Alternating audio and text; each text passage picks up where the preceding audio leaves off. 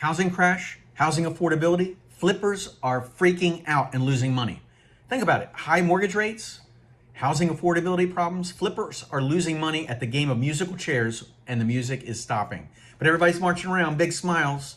Then the music stops, and some are going to take a seat and others are standing. So I'm going to give you the steps to making money, and I'm also going to show you the pitfalls to avoid.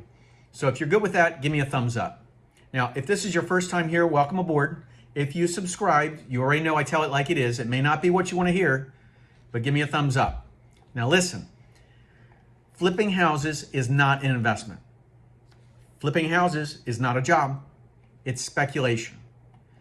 Buying a property, renting it out, provides cash flow and potential for future higher prices in rents and the value of that property. It's an investment. Buy and hold. Now, I want you to look into the future. Think about if you bought a house 30 years ago, what it would be worth today compared to what you bought it for. Now, think about that leverage as your tenants who have paid off your 30-year mortgage. Now, I've flipped properties before in the past, and I've also bought and held them. And I've been investing for the last 36 years, and I've seen it all. The good economy, the recession, the inflation, all this stuff is nothing new. But flippers are freaking out losing money when houses are not selling and they have the carrying costs, the interest to the bank, no income coming in. Labor costs are going higher, material costs are going higher, and they're getting squeezed to make a profit. Now, I just had an investor client who bought a brand new house. They never lived in this house before. It sat for a while. It was in a great neighborhood, 7 miles from the beach. The builder was asking a lot of money, but we negotiated because I knew that there was a deal to be had with that builder. They bought it for just a little over $300,000. It has a new roof, new HVAC, AC, and the builder warranty and everything.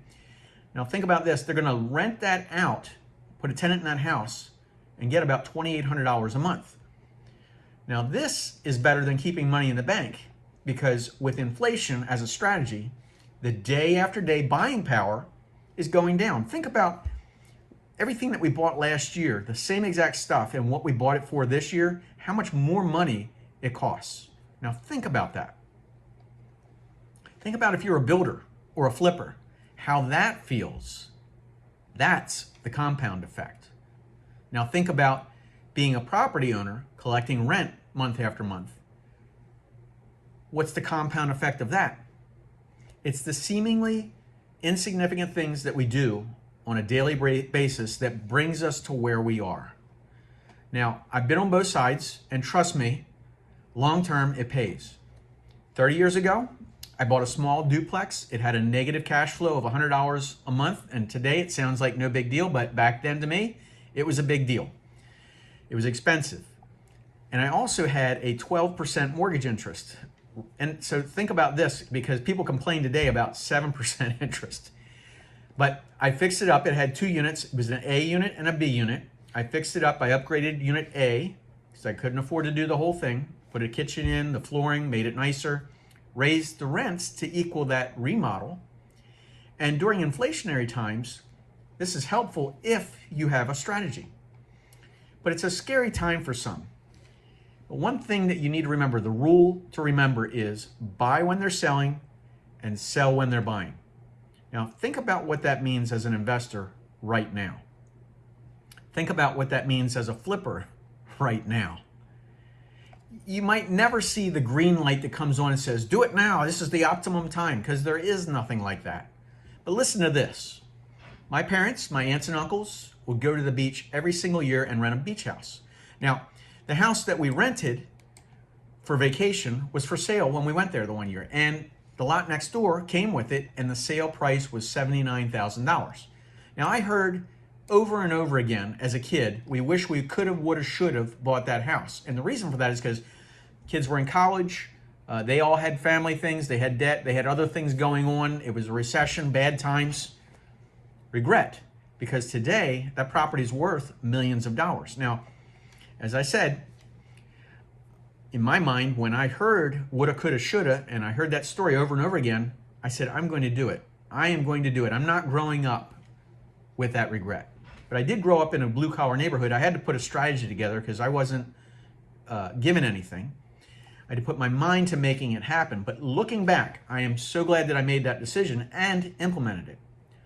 Now, looking back as an investor, for the past 36 years, I've been investing and have done this time over and over again. But I got to tell you something, it's never the right time. It's never cheap enough. It's never the affordable thing to do. It's always out of reach. As a real estate broker, I'm in a fortunate position to meet and talk with and work with many self-made people. And there's a common thread among them. If you ask most long-term investors, real estate investors, they'll say they're glad they bought when they did. And most will say, yeah, it wasn't the perfect time to buy when they did.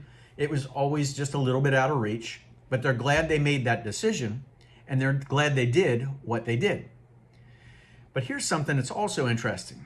My team of real estate experts, when they're out showing properties, we have these conversations and they say they have somebody in the car and they'll tell them, the buyer in the car, they'll say, well, I remember when those properties were going for $200,000. We should have bought. Remember, it's the would've, should've, could've. We all do it. We've all had it. We've all been there. But which side of the fence are you going to be on in 7 years, 10 years, or 15 years? Would've, should've, or, trust me, you're right, it's not an easy decision, but think about your future and your security with the cash flowing to you. Now, thumbs up. If you like these videos, I'm doing them for you, but do yourself a favor. Click subscribe. Your future self is going to thank you.